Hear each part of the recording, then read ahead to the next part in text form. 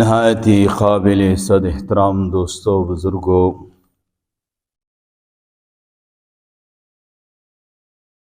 آج ماہ شعبان المعظم کا دوسرا جمعہ ہے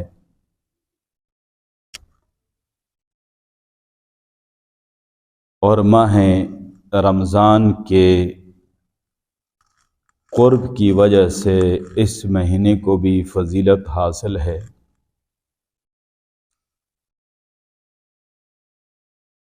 یہ وہ مبارک مہینہ جس میں پیارے نبی صلی اللہ علیہ وسلم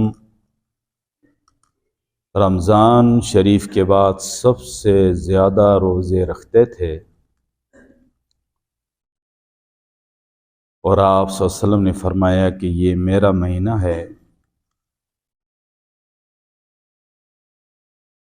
اور رمضان کی نسبت اللہ کی طرف فرمائی کہ رمضان اللہ کا مہینہ ہے۔ ان ماہ کی عظمت کو، فضیلت کو ظاہر فرمانے کے لیے پیارے محبوب صلی اللہ علیہ وسلم نے ان نسبتوں کا ذکر فرمایا تاکہ امت کو اندازہ ہو جائے کہ یہ کتنی فضیلتوں والے مہینے ہیں۔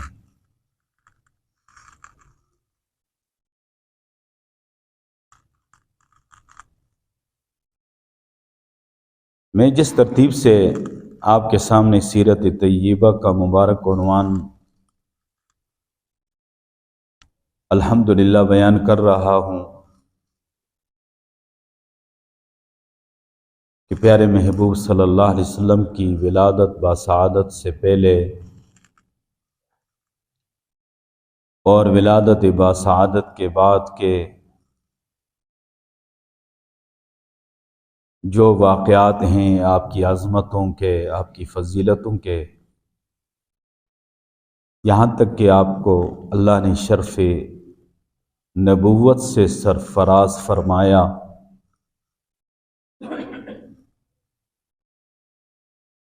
یہاں تک ترتیب کے ساتھ، قدر تفصیل کے ساتھ، قدم بقدم آپ کے سامنے سیرت طیبہ کا مبارک عنوان بیان ہوا ہے، اور گزشتہ جمعے میں پہلی وحی کا بھی ذکر ہوا۔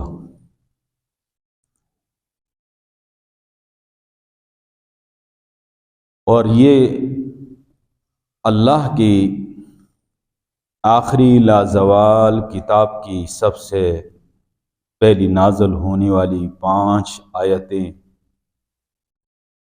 سورۃ العلق کی ابتدائی وہ مبارک آیات کا نزول ہوا۔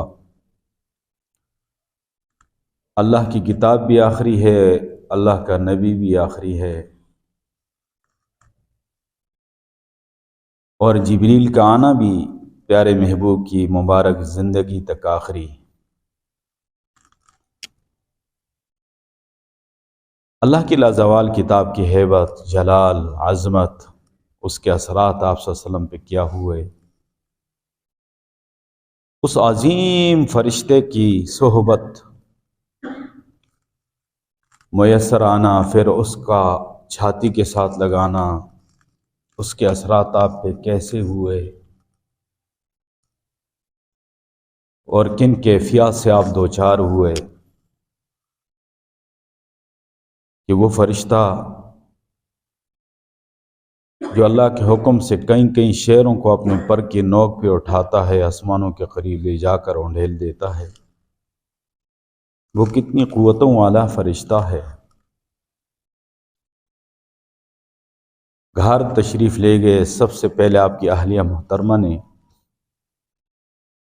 آپ صلی اللہ علیہ وسلم کو تسلی دی، اور وہ آپ صلی اللہ علیہ وسلم کی کمالات کو بہت پہلے سے مشاہدہ فرما چکی تھی، اور اسی لیے یہ سعادت اور شرف حاصل کرنے کی آرزو ان کے دل میں پیدا ہوئی کہ پیارے محبوب صلی اللہ علیہ وسلم کی زوجہ اور بیوی بننے کا شرف مجھے حاصل ہو۔ یہ وہ کمالات پہلے دیکھ چکی تھی، وہ ایک پڑھی لکھی خاتون تھی، ایک پڑھے لکھے خاندان سے تعلق تھا، وہ سمجھ گئی، اور آپ صلی اللہ علیہ وسلم پہ بظاہر کچھ پریشانی کے اثرات ہیں، لیکن حضرت خدیجہ مطمئن ہیں، یہاں تک کہ آپ صلی اللہ علیہ وسلم نے یہ فرمایا کہ لقد خشیت علی نفسی، میں اپنی جان اور اپنے نفس کے بارے میں مجھے اندیشہ ہو رہا ہے، میں کوئی خطرہ محسوس کر رہا ہوں۔ تو انہوں نے جو الفاظ فرمائے ہیں وہ الفاظ کو میں دوبارہ دہرا لیتا ہوں، وہ تسلی کے الفاظ تھے۔ وہ آپ صلی اللہ علیہ وسلم کے ساتھ اپنی زندگی کے 15 سال گزار چکی تھی، وہ آپ صلی اللہ علیہ وسلم کے صفات کو، کمالات کو، آپ کے پاکیزہ اخلاق کو دیکھ چکی تھی، اس کا مشاہدہ فرما چکی تھی، اس لیے انہوں نے برملا یہ فرما دیا، کلا ہرگز ایسی بات نہیں ہے جیسے آپ فرما رہے ہیں، واللہ اللہ کی قسم، لا یخزیک اللہ ابدا، اللہ آپ کو کبھی بھی رسوا نہیں کرے، اللہ آپ کو کبھی بھی تکلیف نہ پہنچنے دے گا۔ آپ کے اندر جو صفات ہیں، آپ کے اندر جو کمالات ہیں، وہ ایسی صفات اور ایسے کمالات ہیں کہ اس طرح کے صفات والے شخص کو اللہ کبھی رسوا نہیں ہونے دے گا۔ سب سے پہلا کمال یہ ہے، یہاں پر کوئی عبادات کی فہرستوں کو نہیں بیان کیا حضرت خدیجہ رضی اللہ تعالی عنہ نے، آپ توجہ فرمائیں، عبادات کی فہرستوں کو بیان نہیں کیا کہ آپ تہجد گزارے ہیں، آپ ساری رات کھڑے ہونے والے ہیں، آپ اللہ کے سامنے احوذاری کرنے والے ہیں، لمبے سجدے کرنے والے ہیں، وہ تو تھے آپ، لیکن ان صفات کا یہاں ذکر نہیں کیا۔ یہاں کن صفات کا ذکر کیا ہے؟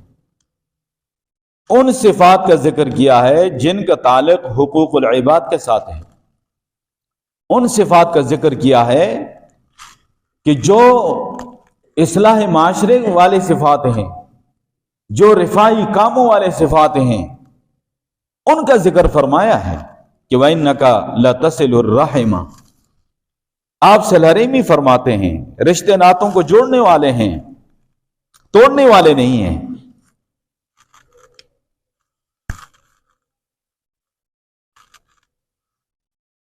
اور فرمایا کہ وَتَحْمِلُ الْكَلَّ،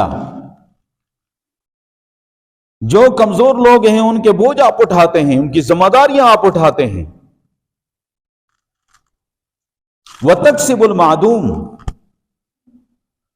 اور جو اپاہج بے بس لوگ ہیں ان کو آپ کما کما کر دے رہے ہیں۔ وَتَقْرِي الضَّيْفَ، آپ مہمانوں کا اکرام کرتے ہیں۔ وَتُعِينُ عَلَى نَوَائِبِ الْحَقِّ، صاحب حق کو اس کا حق دلانے میں آپ اس کی معاونت کرتے ہیں، آپ اس کے ساتھ کھڑے ہوتے ہیں، مظلوم کا ساتھ دیتے ہیں اور مظلوم کا حق ظالم سے دلاتے ہیں۔ یہ صفات اور یہ کوالٹیاں اللہ نے آپ میں رکھی ہیں، اس لیے اللہ آپ کو کبھی بھی ضائع نہ ہونے دے گا۔ لا یخزیک اللہ ابدا، کبھی رسوا نہ ہونے دے گا اللہ آپ کو۔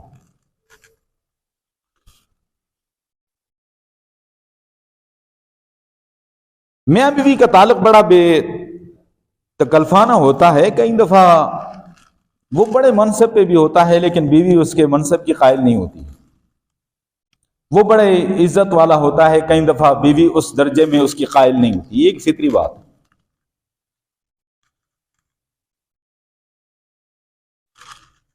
ایک بہت بڑا انگریز مفکر گزرا ہے والٹیر، وہ کہتا ہے کہ میرا مشاہدہ یہ ہے کہ اکثر لوگ جو باہر ہیرو ہوتے ہیں وہ گھر میں زیرو ہوتے ہیں۔ وہ کہتا ہے اکثر مشاہدے کی بات ہے کہ جو لوگ گھر میں باہر ہیرو ہوتے ہیں، عوام میں قائد ہوتے ہیں، لیڈر ہوتے ہیں، بڑے ہوتے ہیں، عزت دار ہوتے ہیں، منصب والے ہوتے ہیں، عہدے والے ہوتے ہیں، گھر میں وہ زیرو ہوتے ہیں۔ لیکن قربان جائیں پیارا ہمارے پیارے آقا صلی اللہ علیہ وسلم کی ذات پر کہ آپ صلی اللہ علیہ وسلم ہر مقام پہ ہیرو ہیں، گھر میں بھی ہیرو ہیں اور باہر بھی ہیرو ہیں، عوام میں بھی ہیرو ہیں، رشتہ داروں میں بھی ہیرو ہیں۔ دوست کے سامنے بھی ہیرو ہیں اور دشمن کے سامنے بھی ہیرو ہیں. یہ کوالٹی اللہ نے آپ میں رکھی. وہ مشہور ہے ایک واقعہ نا کہ کوئی اللہ کا ولی تھا, بزرگ تھا, تو جو ولی ہوتا ہے اللہ اس کو کرامت عطا کرتا ہے, اور اولیاء کی کرامات جو ہیں یہ برحق ہیں. میرے پاس ابھی ٹائم نہیں ہے, میں اس پہ کچھ قرآن کی آیتیں بھی حوالے کے طور پہ پیش کرتا, حدیثیں بھی, لیکن صحیح جو اللہ کے ولی ہوں, شریعت کے پابند ہوں, تو وہ کرامتیں ظاہر ہوتی ہیں, ٹھیک ہے, لیکن یہ کوئی ضروری نہیں ہے اور ضروری چیز بھی نہیں ہے. اس کا یہ مطلب نہیں ہے کہ کسی اللہ کے ولی سے کرامت کا ظہور نہ ہو تو وہ ولی نہیں. اس پہ مجھے حضرت جنید بغدادی رحمۃ اللہ علیہ کا واقعہ یاد آیا کہ ان کے پاس کوئی شخص آیا, ان کی مجلس میں, ان کی صحبت میں رہنے کے لیے کافی عرصہ رہا. قریب 10 سال اس نے گزار دیے کہ ہم حضرت کے کرامات کو دیکھیں گے اور کمالات کو دیکھیں گے, تو انہیں بظاہر کوئی کرامت نظر نہ آئی. تو اس نے اپنا بوریا بستر باندھتے ہوئے کہا کہ حضرت, میں بڑی حسرت کے ساتھ اور بڑے افسوس کے ساتھ آپ سے واپس جا رہا ہوں کہ اتنا عرصہ گزرا, نہ آپ کی کوئی کرامات ہم نے دیکھی اور نہ کچھ کمالات دیکھے آپ کے ایسے, تو میں واپس جا رہا ہوں. تو حضرت نے کہا صوفی صاحب ذرا ٹھہر جائیے, ان 10 سالوں میں کبھی آپ نے خلاف شرع کام دیکھا ہے کہ مجھ سے ظاہر ہوا ہو, سرزد ہوا ہو, خلاف شرع کام, خلاف سنت کام؟ انہوں نے کہا کہ نہیں. کہا کہ آپ جاؤ کرامت تلاش کرو, میری سب سے بڑی کرامت یہی ہے. اور یہ جو استقامت ہے خیر کے کام میں, یہ مومن کی کرامت ہوتی ہے. جو خیر کے کام میں استقامت اختیار کرتا ہے, 5 وقتہ نمازی ہے, اچھے اعمال والا ہے, تلاوت کرتا ہے, اپنے اہل عیال اور اپنے رشتہ داروں, اپنے والدین کا خیال رکھتا ہے, تو یہ اس کی کرامت ہے.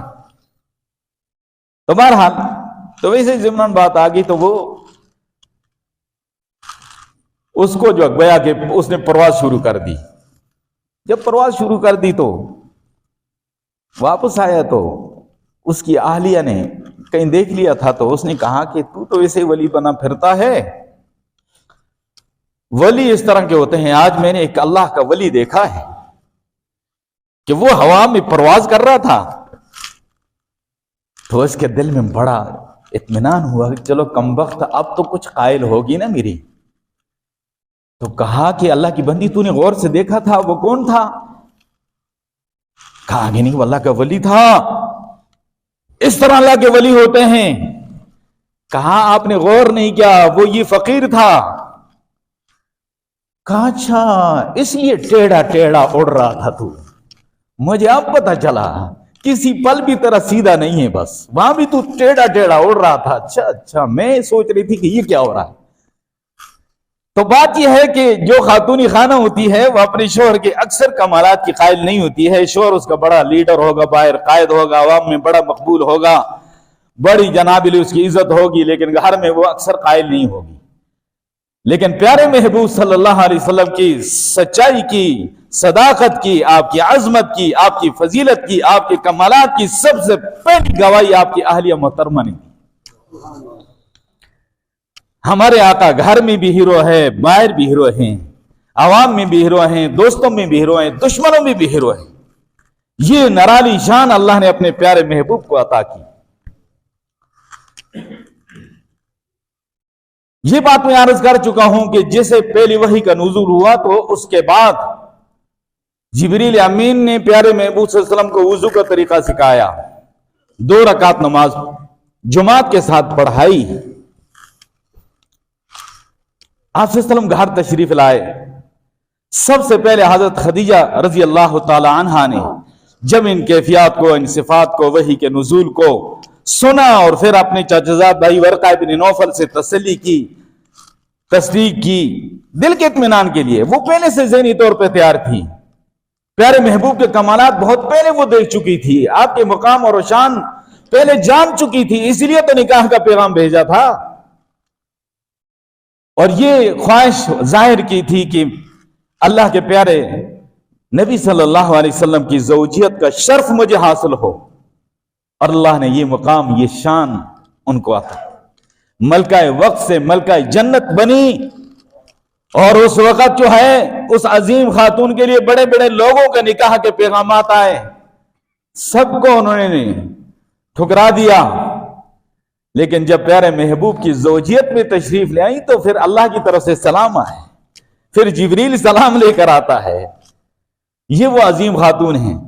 تو پھر آپ صلی اللہ علیہ وسلم نے ان کو وضو کا طریقہ سکھایا، انہوں نے جب کلمہ پڑھ لیا وضو کا طریقہ حضرت خدیجہ کو سکھایا، پھر آپ صلی اللہ علیہ وسلم نے اور حضرت خدیجہ نے جماعت کے ساتھ 2 رکعت نماز پڑھی۔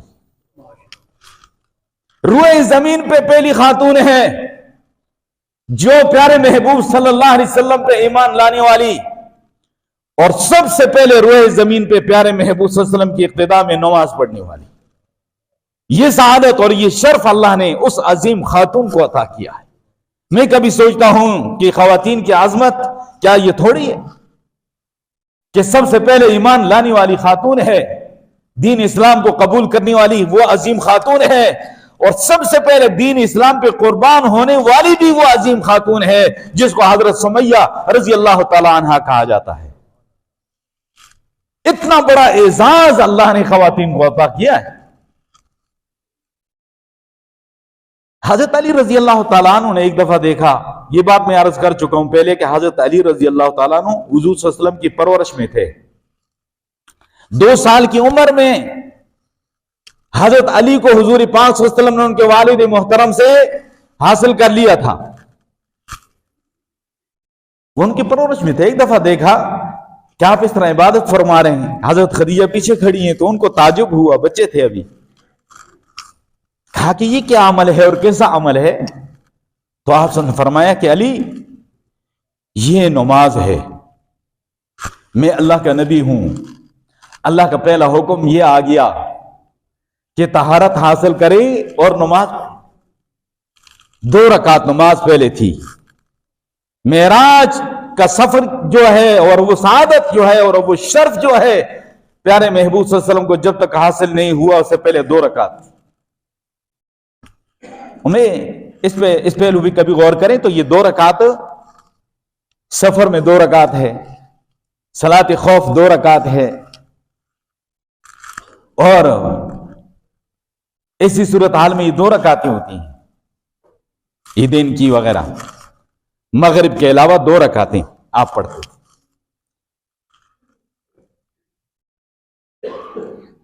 تو آپ صلی اللہ علیہ وسلم نے ان کو دعوت دی۔ حضرت علی رضی اللہ تعالیٰ عنہ، حضرت علی رضی اللہ تعالیٰ عنہ نے فرمایا کہ یہ عجیب اور نرالا ایک عمل ہے، میں دیکھ رہا ہوں، اور ایک نئی چیز ہے جو میں دیکھ رہا ہوں اور آپ کی مبارک زبان سے سن رہا ہوں۔ میں تو اپنے ابا جان سے مشورہ کر لوں گا۔ فرمائے علی آپ کی مرضی، کلمہ پڑھنا یا نہ پڑھنا یہ آپ کی مرضی ہے، لیکن کسی کو بتانے کی ضرورت نہیں ہے۔ یہاں تک کہ حضرت علی رضی اللہ تعالیٰ عنہ نے ایک دفعہ اپنے ابا جان کے سامنے یہ ذکر کیا، تو ابو طالب صاحب نے کہا کہ مجھے 100% یقین ہے کہ محمد صلی اللہ علیہ وسلم تجھے کبھی بھی کوئی غلط بات نہیں بتائے گا، غلط راستہ نہیں بتائے گا، جو بتائے گا وہ سچ بتائے گا، حق بتائے گا، صحیح بات کی رہنمائی کرے گا۔ تو لہٰذا میں ان چیزوں کو نہیں جانتا ہوں، نہیں سمجھتا ہوں، لیکن اتنا مجھے یقین ہے کہ محمد صلی اللہ علیہ وسلم تیرا سب سے بڑا خیر خواہ ہے علی، اور تو بے شک کلمہ پڑھ لے۔ اس بات کا خوف نہ ہوتا کہ قریش کی عورتیں مجھے آر دیں گی تو میں بھی کلمہ پڑھ لیتا، میں قریش کے سردار ہوں۔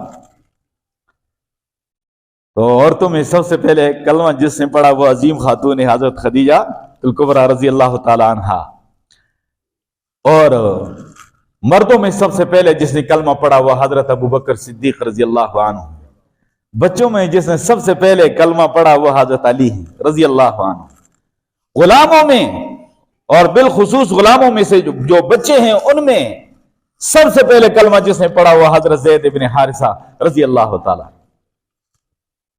ان سب کی عظمتوں کو سلام. لیکن کمال جس کا ہے تو وہ حضرت ابوبکر صدیق رضی اللہ عنہ.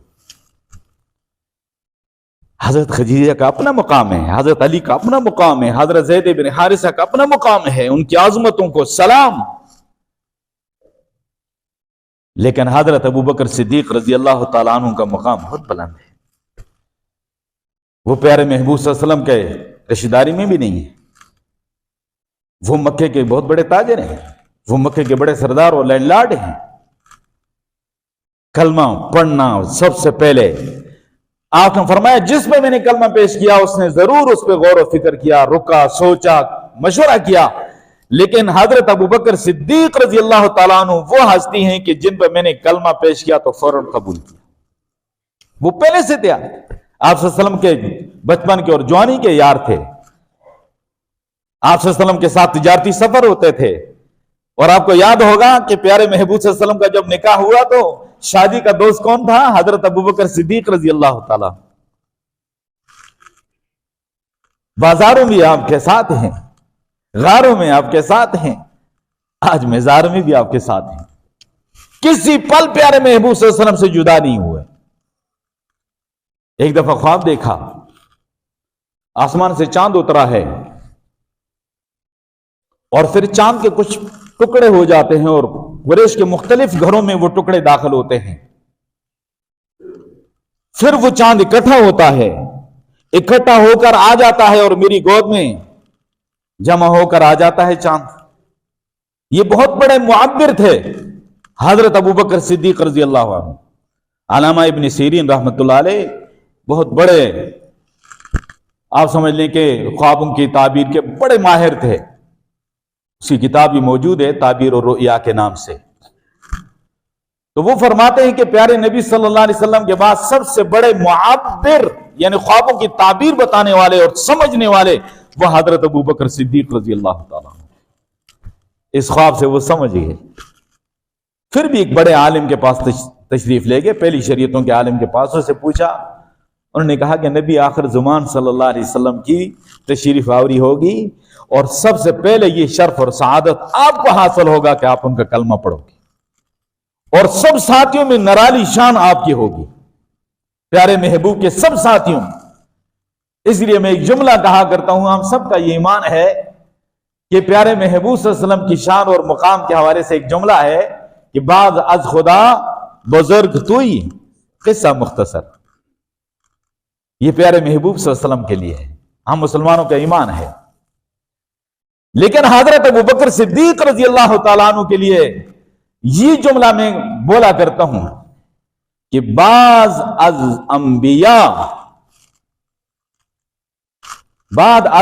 انبیاء تو ہی بزرگ تر قصہ مختصر. انبیاء کے بعد سب سے بلند مقام کس کا ہے؟ حضرت ابوبکر صدیق رضی اللہ تعالیٰ. یہ چار خوش نصیب لوگ ہیں جن کو اللہ نے یہ نعمت سعادت نصیب کی. اور اس کے بعد سے پھر پیارے محبوب صلی اللہ علیہ وسلم کے جانثار اللہ ان کو قبول کرتا رہا، وہ تشریف لاتے رہے. عشرہ مبشرہ میں سے 6 لوگ ایسے تھے کہ صرف حضرت ابوبکر صدیق رضی اللہ تعالیٰ کی دعوت پہ وہ اسلام میں داخل ہوئے. ان میں حضرت عثمان غنی رضی اللہ تعالیٰ عنہ، حضرت زبیر رضی اللہ تعالیٰ عنہ، حضرت طلحہ رضی اللہ تعالیٰ عنہ اور حضرت سعد ابن ابی وقاص رضی اللہ تعالیٰ عنہ جو بڑی شان والے ہیں اور فاتح ایران ہیں، اور حضرت عبد الرحمن ابن عوف رضی اللہ تعالیٰ عنہ اور حضرت ابو عبیدہ بن جراح رضی اللہ تعالیٰ عنہ. یہ ہستیاں حضرت ابوبکر صدیق رضی اللہ تعالیٰ عنہ کی دعوت پہ ایمان لے آئی. جیسے ہی ابوبکر نے کلمہ پڑھا تو دوسرے دن یہ کام شروع کر دیا کہ لوگوں کو دین کی طرف بلانا شروع کر دیا. یہ ہستیاں جب مسلمان ہو جاتی اور جو لوگ مسلمان ہوتے تو لا کر پیارے محبوب کی خدمت میں پیش کرتے، یا رسول اللہ آج کے دن کی کمائی یہ ہے، میرے آج کے دن کی کمائی یہ ہے. اور روز ایسے لوگوں کو لا کر کلمہ پڑھا کر پیارے محبوب کے قدموں میں حاضر کر دیتے. تو بہرحال یہ سیرت طیبہ کا مبارک عنوان، سدا بہار عنوان اللہ قبول فرمائے۔ مسلسل کئی مہینوں سے ولادت با سعادت سے نبوت تک کا جو مرحلہ تھا وہ آپ کے سامنے رکھا۔ پہلی وحی کا ذکر بھی ہو گیا، دوسری وحی کا جو ذکر ہے وہ ابھی میں نہیں کر سکوں گا، کیونکہ ماہ شعبان المعظم، پھر آگے جناب علی ماہ رمضان شریف کی آمد۔ اللہ کرے ہمیں ماہ رمضان کی اللہ ہمیں قدر نصیب فرما دے، اس کی تیاری کی توفیق نصیب فرما دے۔ پیارے محبوب صلی اللہ علیہ وسلم رجب کا چاند دیکھتے ہی دعا فرماتے تھے کہ اللہم بارک لنا فی رجب و شعبان و بلغنا رمضان۔ اے اللہ ہمارے لیے رجب اور شعبان کو مبارک بنا دے، ہماری زندگیوں میں اتنی برکتیں عطا فرما، اتنی برکتیں عطا فرما کہ ہم رمضان تک پہنچ جائیں اور رمضان کی بہاریں حاصل کر لیں۔ آمین کہہ دیں سارے، یہ دعا ہر مسلمان کو مانگنی چاہیے۔ تو اتنا اہتمام تھا آپ صلی اللہ علیہ وسلم کا، تو رمضان کی جو عظمتیں اور برکتیں ہیں، یہ اس کا حصول جو ہے یہ ایک عظیم سعادت ہے، عظیم نعمت ہے۔ اللہ کے نیک بندے 6 مہینے رمضان پانے کی دعا کرتے تھے، اور رمضان جب نصیب ہوتا تو 6 مہینے اس کی قبولیت کی دعا کرتے تھے، پورا سال اس طرح گزرتا تھا۔ تو اس لیے میں اس موضوع کو یہاں روک کر انشاءاللہ آئندہ جو ہے ماہ شعبان ہے، پھر شب برات ہے، پھر ماہ رمضان کی بہاریں ہیں، اس حوالے سے انشاءاللہ میں کچھ موضوعات درمیان میں رکھوں گا۔ اللہ مجھے آپ کا عمل کی توفیق عطا فرمائے۔ وآخر دعوانا